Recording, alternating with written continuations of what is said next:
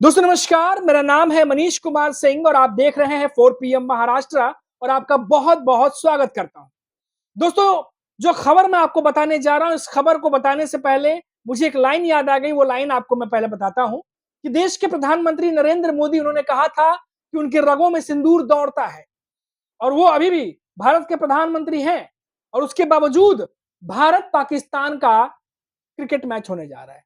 सोचिए, वो पड़ोसी मुल्क जो भारत के बेगुनाह लोगों की जान लेता है, आतंकवादी भेजता है, उसके साथ अब क्रिकेट मैच हम खेलने जा रहे हैं। और इसी बात को लेकर के महाराष्ट्र में उद्धव ठाकरे ने बड़ी प्रेस कॉन्फ्रेंस की है और नरेंद्र मोदी के साथ साथ पूरे बीजेपी को निशाने पर लिया है। साफ कहा है कि सिंदूर उजाड़ने वालों के साथ क्रिकेट क्यों?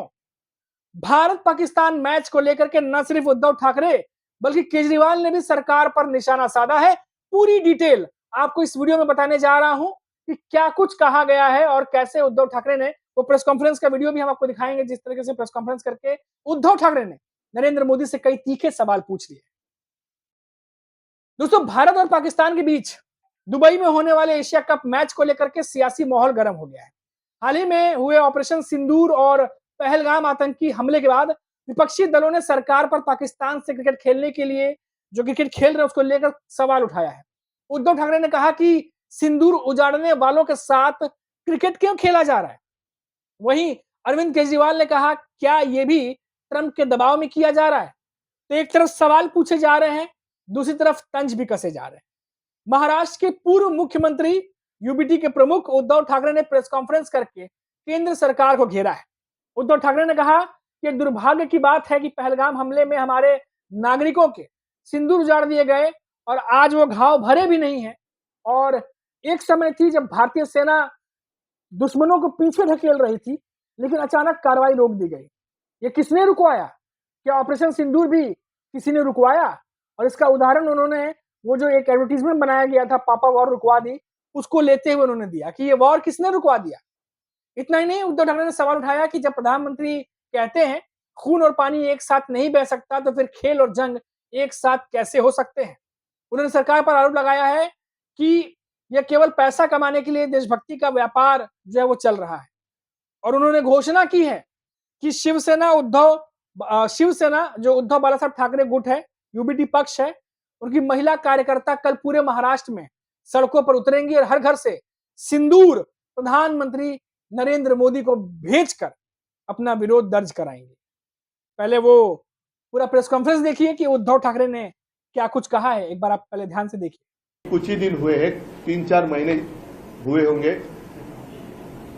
पहलगाम में जो आतंकवादी हमला हुआ, उसमें हमारे नागरिक, हिंदुस्तानी नागरिक जिस तरीके से मारे गए, हमारी बहनें, उनका सिंदूर, सौभाग्य उजाड़ा गया। आज भी वो घाव भरा नहीं है। और उसका उत्तर देने के लिए हमारे सरकार ने एक कार्रवाई की थी पाकिस्तान के ऊपर। पाकिस्तान के ऊपर क्यों की? आतंकवाद का हमला सामना अगर करना है तो पाकिस्तान के खिलाफ क्यों? क्योंकि इसलिए पाकिस्तान हमारे देश में आतंकवाद फैला रहा है, आतंकवादी हमले कर रहा है, हमारी माताएं बहनें जो है उनका सौभाग्य जो है उजड़ रहा है।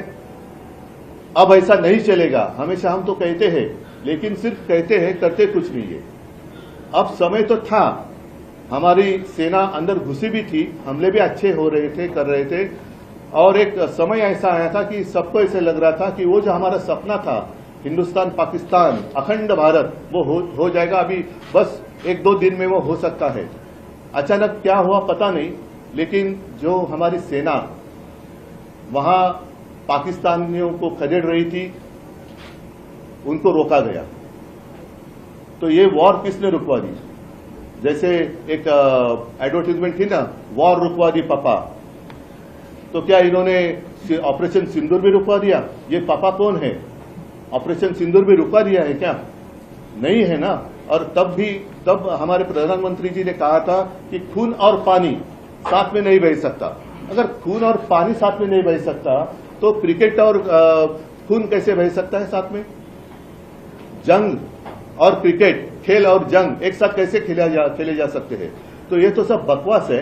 इन्होंने देशभक्ति का व्यापार किया है, देशभक्ति का व्यापार, सिर्फ पैसा चाहिए। कल भी मैच इसलिए खेलने जा रहे हैं कि उस मैच से जितना पैसा मिलेगा, चंदा मिलेगा, वो उनको चाहिए।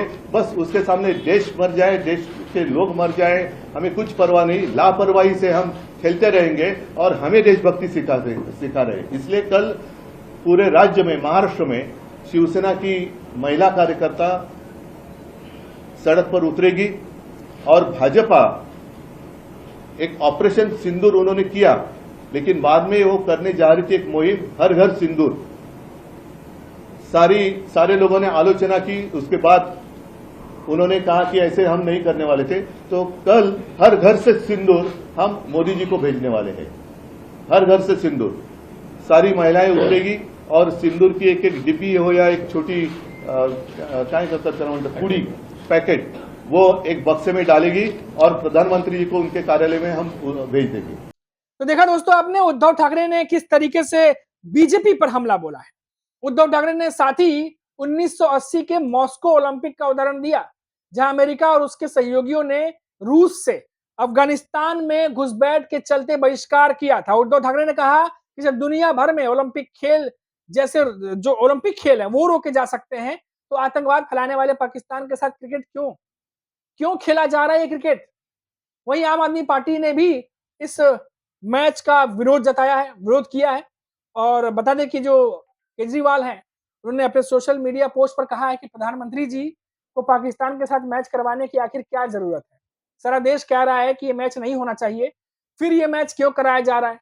क्या ये भी ट्रंप के दबाव में किया जा रहा है। आखिर ट्रंप के आगे कितना झुकोगे, ये बात आम आदमी पार्टी के जो प्रमुख हैं अरविंद केजरीवाल, उन्होंने कही है। दिल्ली प्रदेश के अध्यक्ष सौरभ भारद्वाज ने पाकिस्तान क्रिकेट टीम का पुतला जलाकर प्रेस कॉन्फ्रेंस की।